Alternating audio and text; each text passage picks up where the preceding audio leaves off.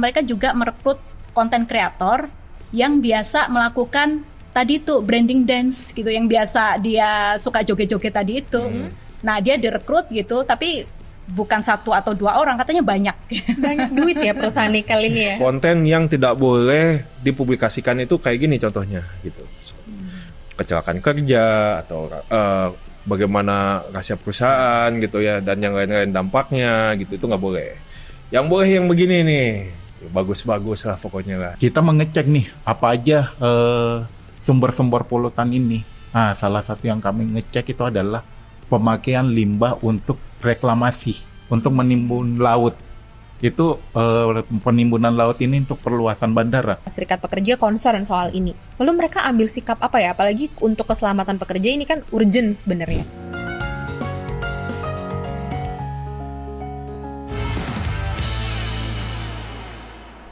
Halo, balik lagi di Jelasin Dong bareng gue Darahma. Dan gue Mamang Cesar.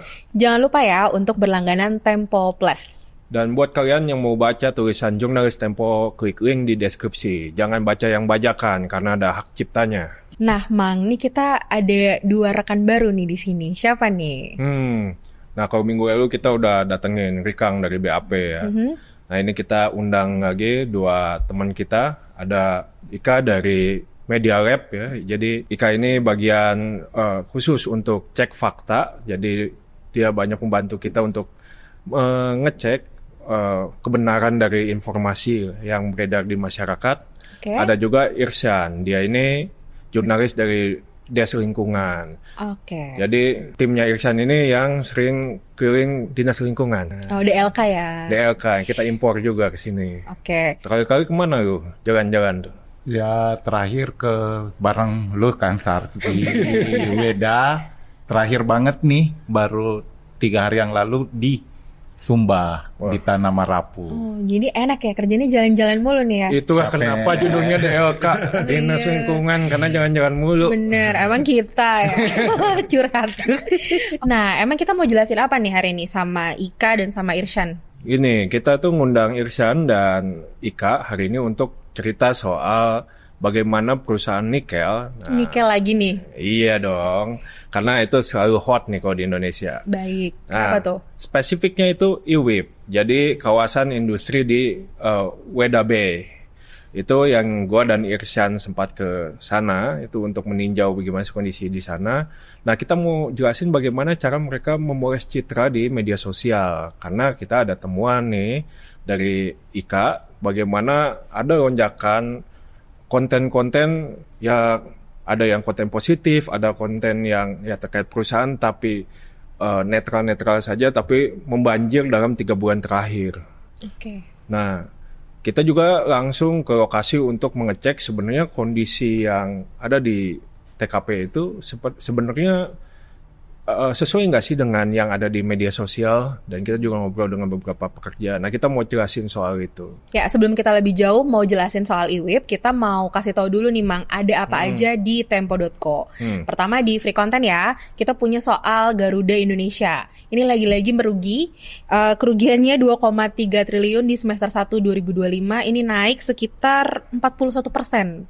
Jadi tetap boncos ya, walaupun kabarnya udah disuntik kan kemarin ya sama Danantara.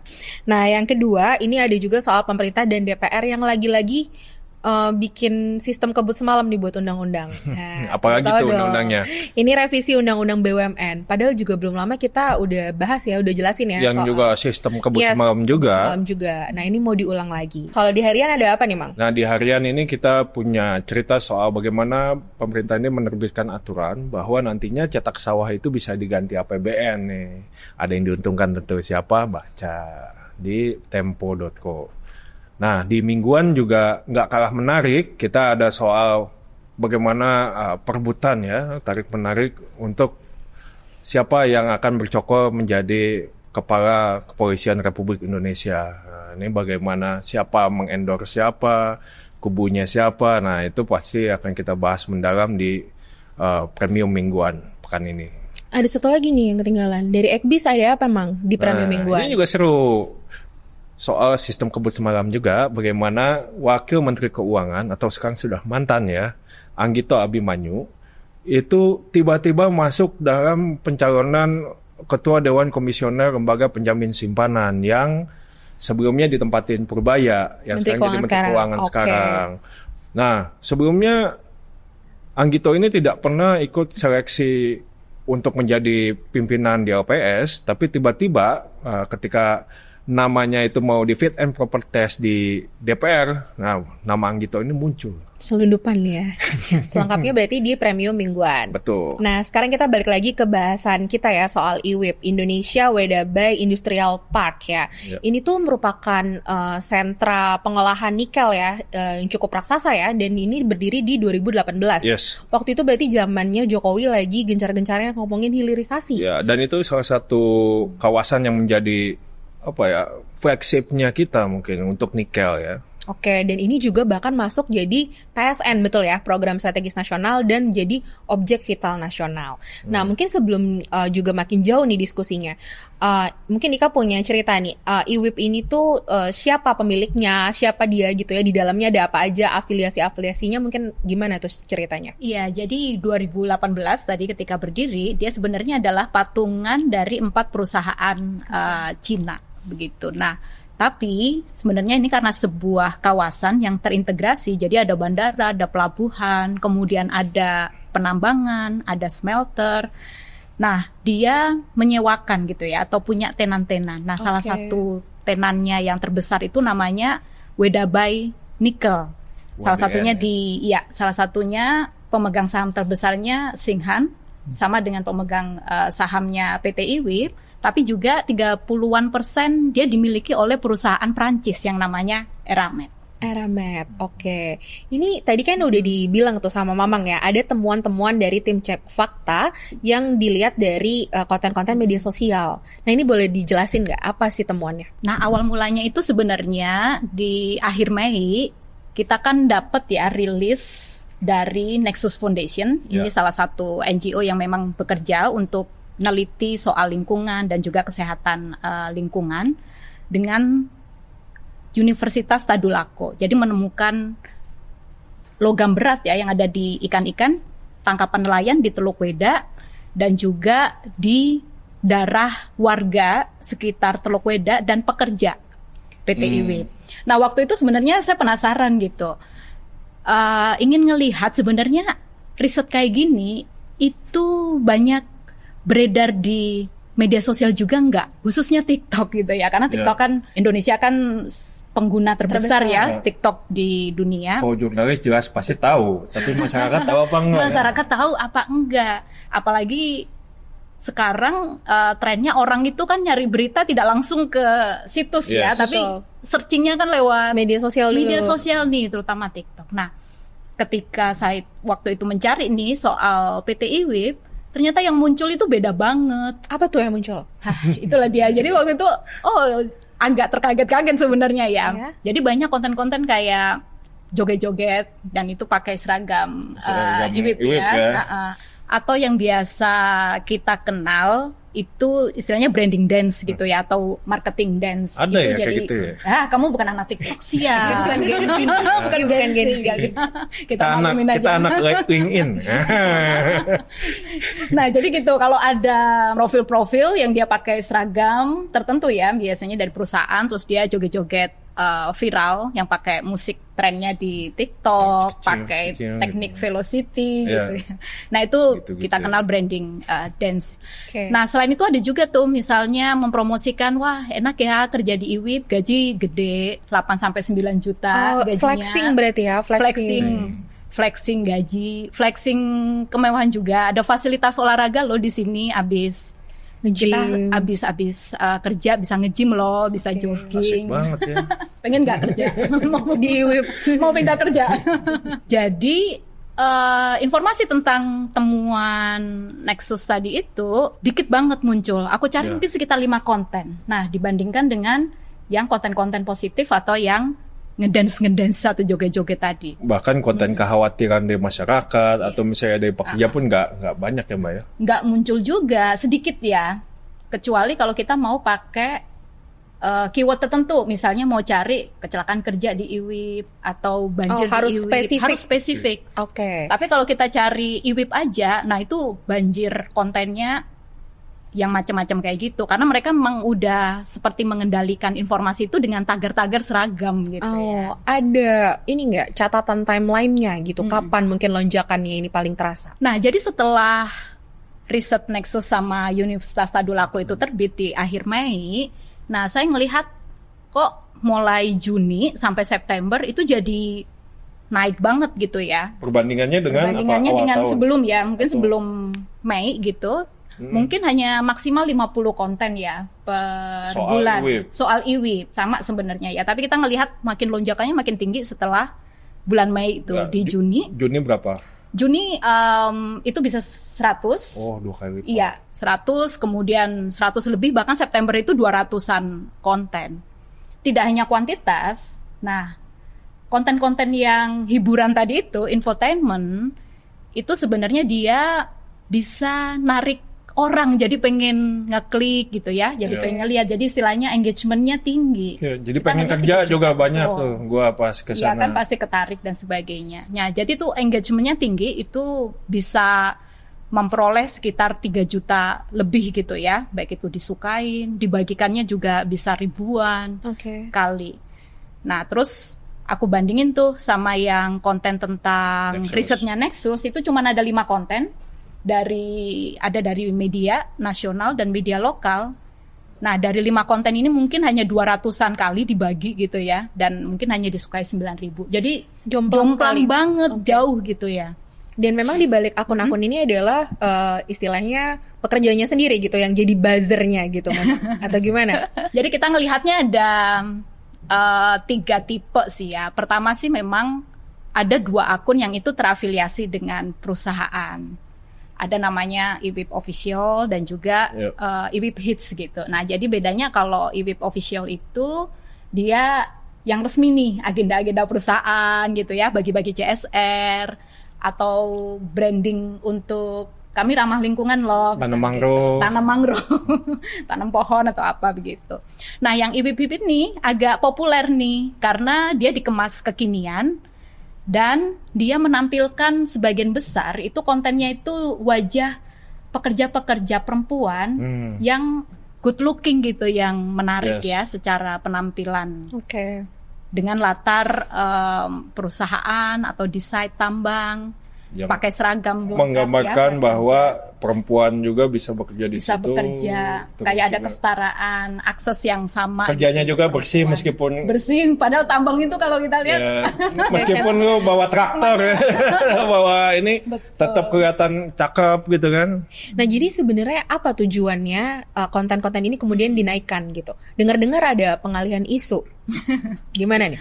Ya kalau misalnya melihat yang tadi, yang kata Ika bahwa di Mei itu ada momentum riset Nexus tadi, jadinya kita jadi melihat bahwa oh ini memang pada time frame tertentu konten ini jadi lebih banyak gitu loh. Okay. Itu makanya yang kita pengen lihat sebenarnya di lapangannya itu sebenarnya ada apa sih gitu. Betul nggak sih hipotesis orang bahwa ini sebenarnya untuk mengalihkan isu gitu atau menutup isu dan memoles citra supaya kelihatan yang bagus doang gitu. Oke, ini kan tadi lo bilang kalau lo dan Irsyan langsung ke sana gitu ya, dan pasti udah bertemu dong sama pekerja juga termasuk di sana. Nah, sebenarnya kondisinya apa yang mereka rasakan di sana sama nggak sama yang mereka citrakan gitu di media sosial? Ya, kalau kemarin kan di bulan lalu ya, Sar, kita turun, kalau ngelihat di sana itu jauh panggang dari api ya.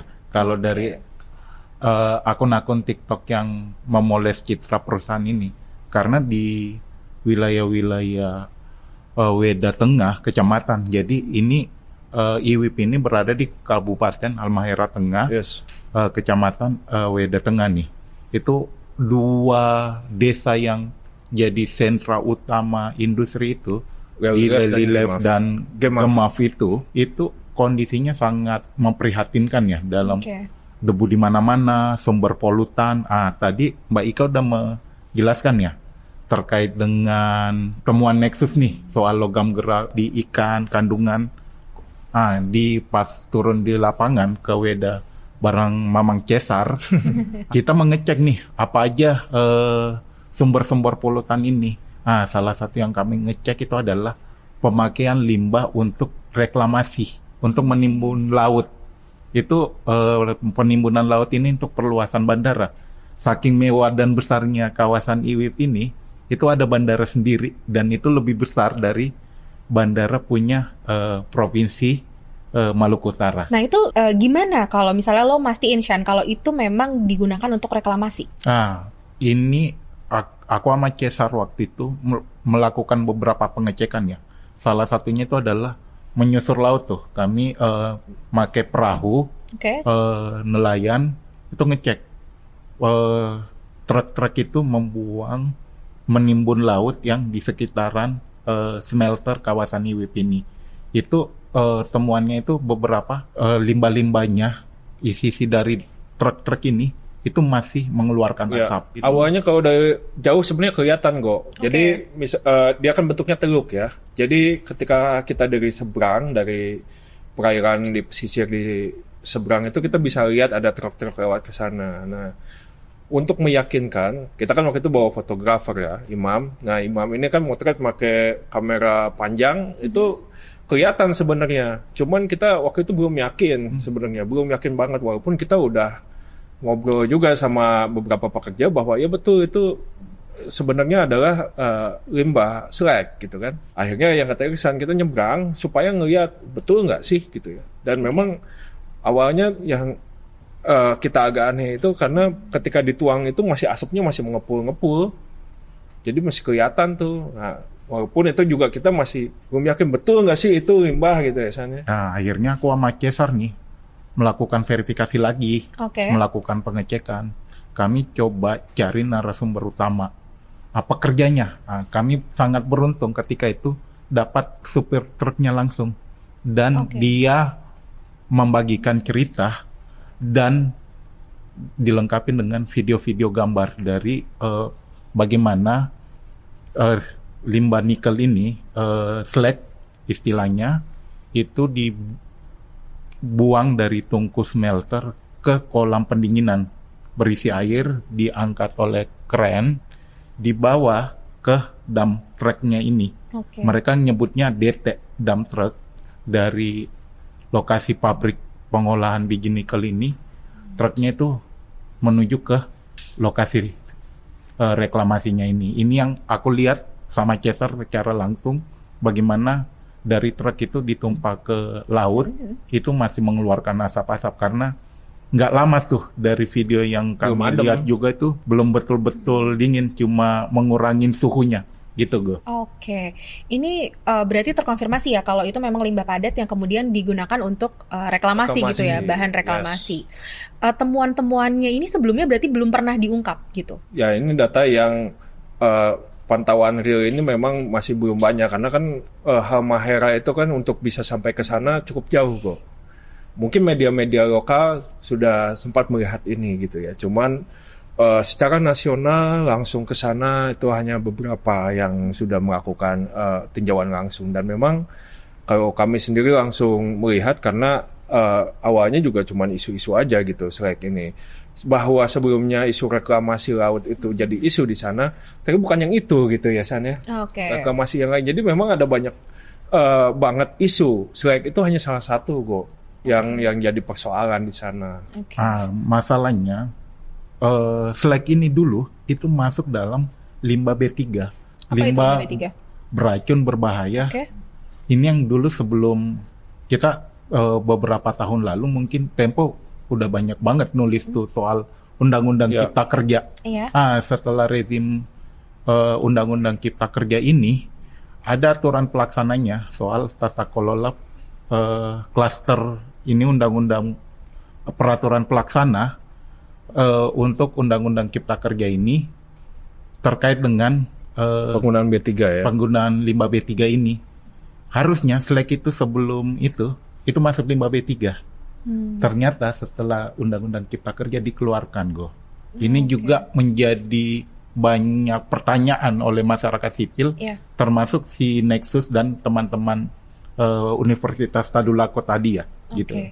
Ini kan kita udah lihat ya, berarti segitu membahayakan sebenarnya ya dampak keluarannya gitu. Ya. Ini apa yang kemudian ada temuan lagi nggak gitu soal cemaran-cemaran ini, mungkin risikonya ke kesehatan warga sekitar dan juga pekerjanya gitu. Ada temuan lagi soal ini? Selain soal Nexus, tentu kita juga lihat ya langsung ketika kita datang ke sana, yang tadi sudah diceritakan sama Iksan, selain kita lihat, kita juga keliling-keliling tuh di daerah Lelylef gitu ya, dan di Gemaf. Itu sebenarnya kalau lu bisa melihat langsung ke sana, itu awalnya memang Lelylef itu hanya desa dengan penduduk sangat sedikit. Sekarang itu lonjakan penduduknya itu sangat signifikan, Go. Jadi dari sekitar ratusan kali ya penduduk, sekarang udah sampai puluhan ribu. Nah, makanya kalau lu sampai ke sana, jalanan itu becek kalau misalnya lagi hujan. Tapi ketika lagi terik gitu, ya yang lu lihat adalah debu di mana-mana. Makanya pas kita menyusuri juga sampai ke daerah-daerah distrik-distrik sekitar, terus kita lihat aliran sungainya, itu sungainya udah memerah gitu ya di beberapa sungai di sekitar Lelylef itu. Dan Transkobe ya, daerah di situ. Dan kita juga mampir ke puskesmas untuk nanya juga sebenarnya penyakit apa yang paling banyak gitu ya ada di situ. Dan itu udah tulis sama Iksan tuh bahwa terbukti penyakit paling banyak itu ISPA. Nah, ISPA ini pasti berkaitan dengan yang debu-debu tadi gitu. Oke. Katanya ada isu juga ya soal keselamatan pekerja atau soal K3 gitu. Ini apa yang temuan kalian soal ini? Dari pengakuan banyak beberapa pekerja. Ada sekitar hampir 10 ya pekerja yang kita temuin, itu banyak menceritakan soal bagaimana standar K3 itu jauh banget dari SOP yang sudah dikeluarkan oleh perusahaan. Dengan risiko segitu berat tapi standarnya ternyata jauh gitu ya, San? Iya, seperti salah satunya itu adalah penggunaan masker nih. Masker khusus untuk K3 itu yang harusnya 1 hari 1 itu malah berkurang jadi sebulan cuma dapat 5 buah. Ini sangat menjadi concern dari teman-teman pekerja karena ini terkait dengan penyakit yang mereka derita, dan itu tadi sudah dijelaskan nama Cesar. Meningkatnya ISPA juga tidak terlepas dari adanya penurunan kualitas alat pelindung diri ini ya dari perusahaan. Itu kita ngobrol sama divisi peleburan, artinya dia yang sangat dekat dengan tungku lah ibaratnya gitu. Dan itu tetap tidak mendapatkan pengamanan yang memadai ya? Yes, walaupun kalau kita ngobrol sama dinas di Halmahera Tengah, semuanya all fine, baik-baik aja. Kita ngobrol sama perusahaan, katanya K3-nya comply. Kita ya sip pak gitu. Padahal temuan kita ya beda gitu. Karena temuan kita itu hampir di beberapa perusahaan, bukan hanya di PT IWIP induknya, di anak perusahaannya pun sama. Masker aja yang paling gampang, dan sebenarnya seharusnya bisa dipenuhi, itu nggak dipenuhi dengan baik gitu jumlahnya. Makanya isunya soal kecelakaan kerja itu juga jadi concern ya di industri IWIP ini. Kalau berdasarkan data Tren Asia ya yang mencatat dalam satu dekade atau 10 tahun mulai 2015 sampai Juni 2025 itu ada 17 kasus kecelakaan kerja dan jumlah yang tewas itu ada 12 orang gitu ya. Ini angka yang tidak sedikit ya, karena satu nyawa itu sebenarnya kan berharga, tapi ada kasus seperti ini. Nah, tapi angka ini kayak hanya permukaan aja sebenarnya, karena masalah utamanya itu kasus-kasus kecelakaan kerja itu kan tidak transparan dari perusahaan.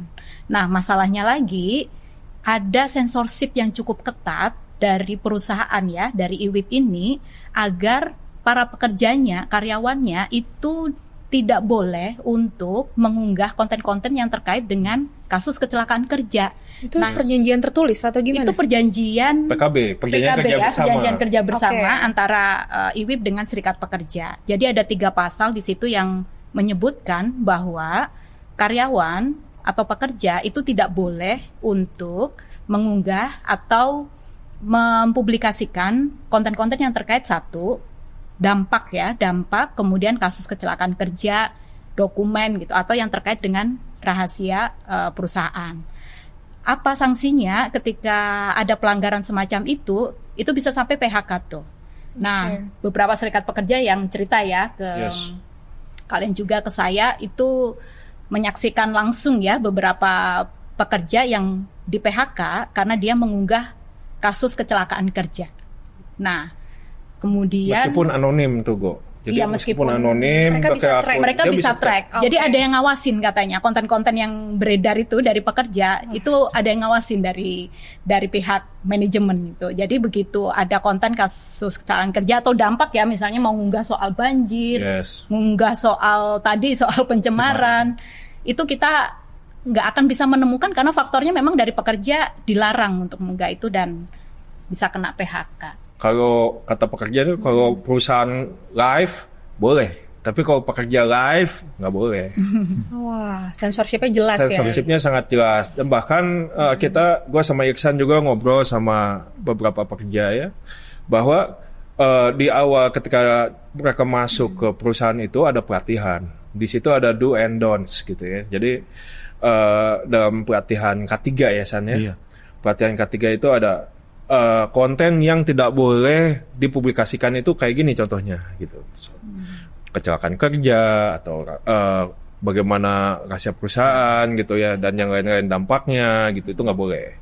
Yang boleh yang begini nih, bagus-bagus lah pokoknya lah, yang meningkatkan citra perusahaan. Dan memang sepertinya strategi ini berhasil juga karena toh pekerja itu mengatakan ini kan pilihannya kayak stick and carrot gitu. Jadi kalau misalnya lu melanggar, lu langsung di PHK.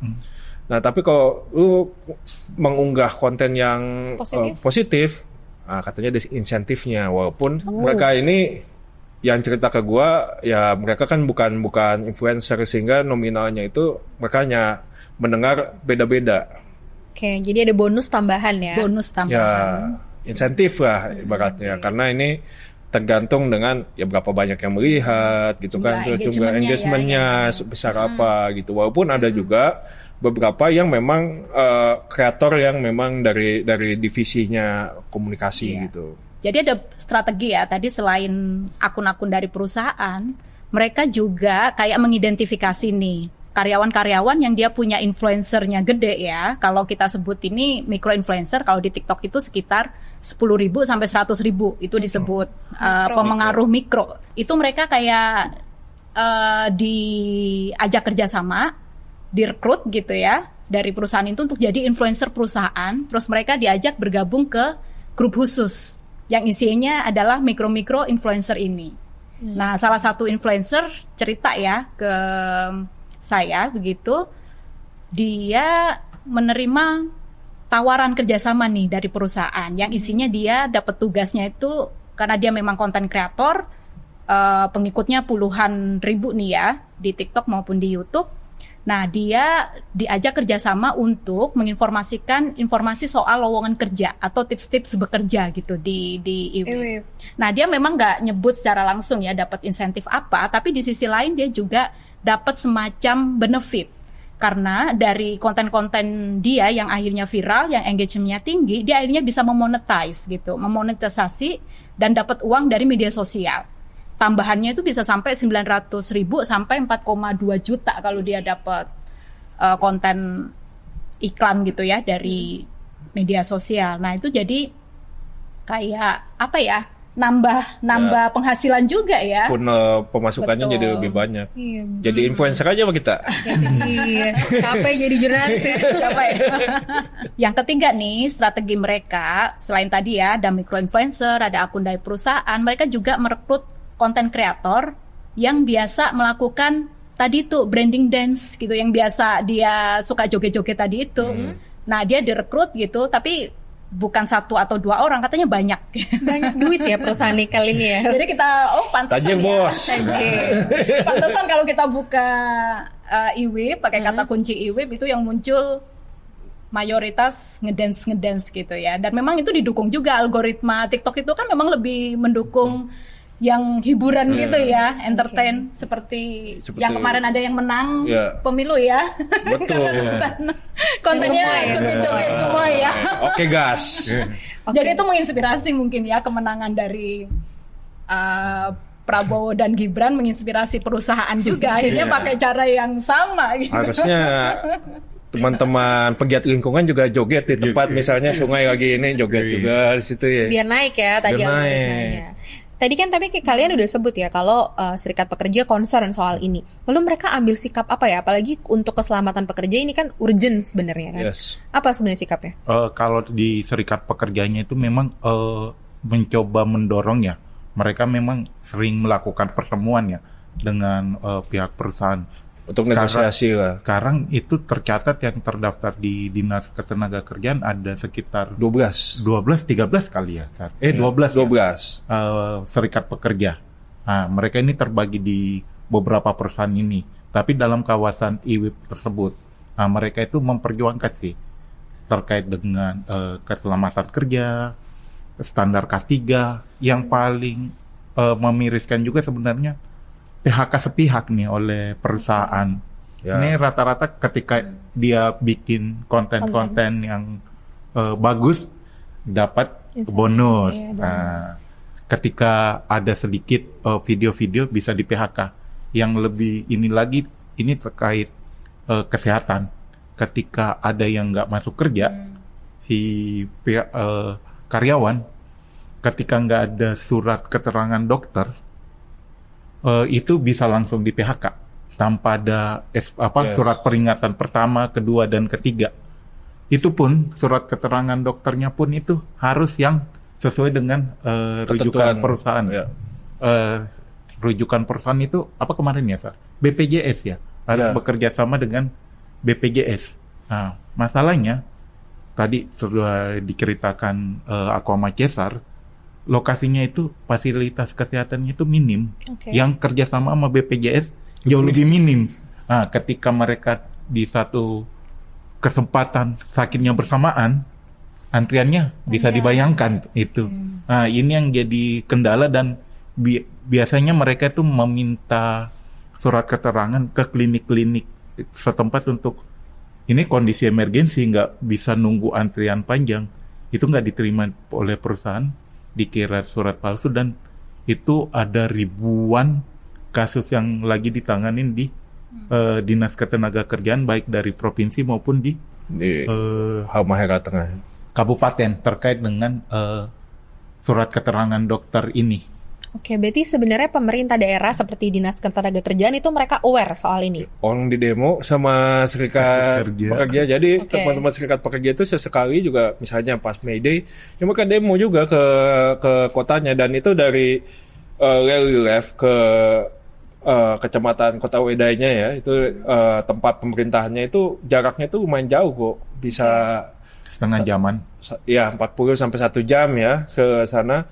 Mereka demo ke situ. Cuman ya pada akhirnya kan itu harus diselesaikan antara pekerja dan perusahaan. Nah, sementara perusahaan ini ya mereka kekeh dengan yang mau aturan yang mereka mau terapkan, dan pekerja juga tidak banyak bergaining point sebenarnya. Jadi kalau kata mereka memang betul, hampir tiap hari itu banyak lowongan pekerjaan yang dibuka oleh IWIP, karena di saat yang sama banyak juga yang di PHK. Turnover-nya tinggi berarti perusahaan ini. Terkait dinas, aku tambahin sedikit. Dinas Ketenagakerjaan ini lagi jadi masalah di lokasi-lokasi tambang ini.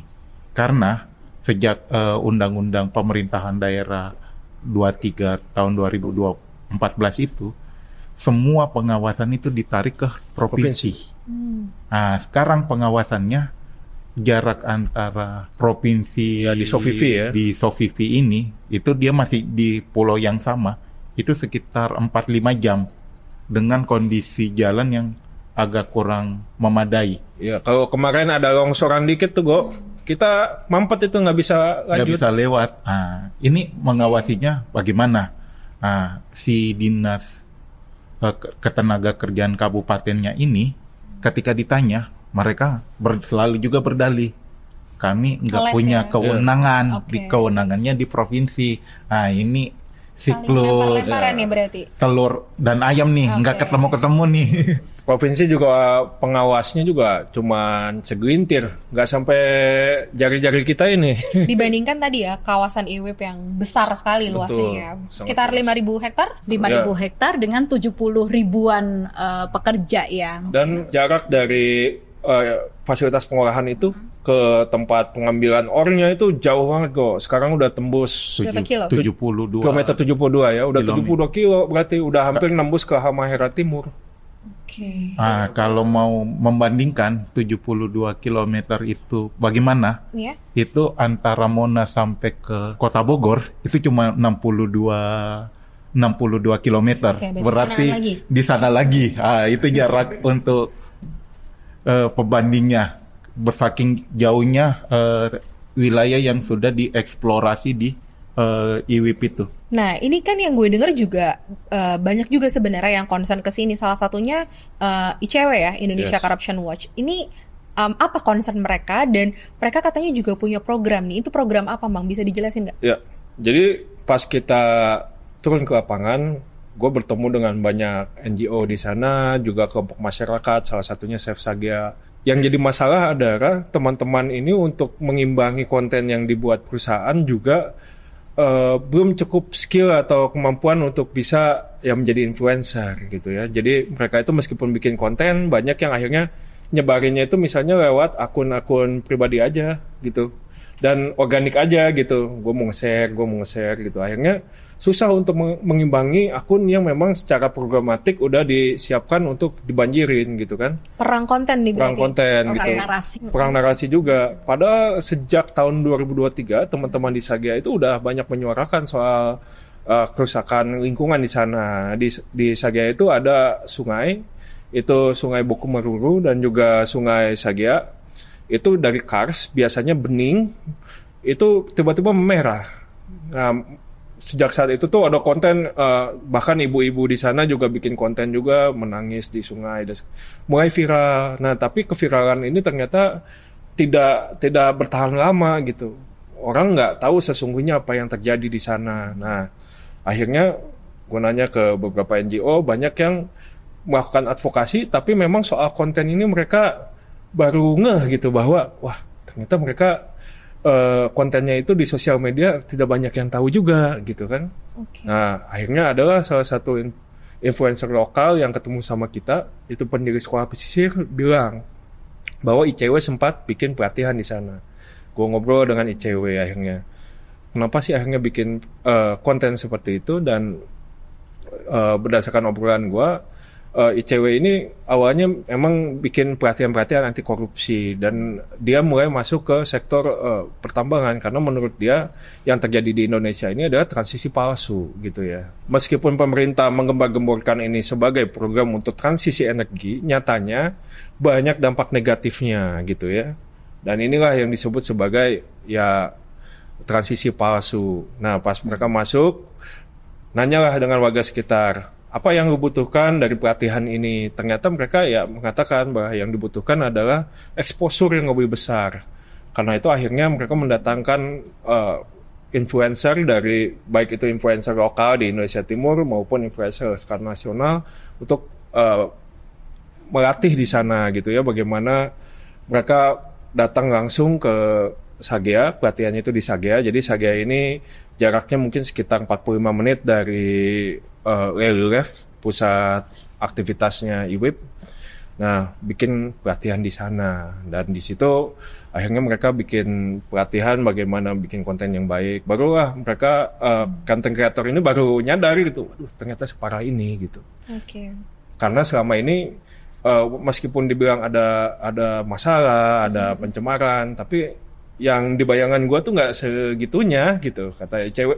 Bahkan ICW-nya pun gitu merasa ternyata parah ya mas ya. Kaget gitu. ya. Kaget gitu. Oke, berarti ini adalah upaya memoles citra gitu ya dari industri nikel yang selama ini tuh selalu disebut kayak champion ya sama pemerintah kita. Nah, ini sangat disayangkan pastinya ya, karena ternyata pas diverifikasi gitu ya sama Tempo, datang ke lapangan langsung ternyata tadi jauh sekali dari apa yang dicitrakan gitu ya. Nah, Ya. sikap Tempo gimana Bang soal ini? Ya tentu sikap Tempo ya. Selama ini kan pemerintah menarasikan industri nikel ini sebagai bagian dari rantai pasok industri hijau gitu, karena ini akan menjadi bahan baku dari baterai kendaraan listrik gitu.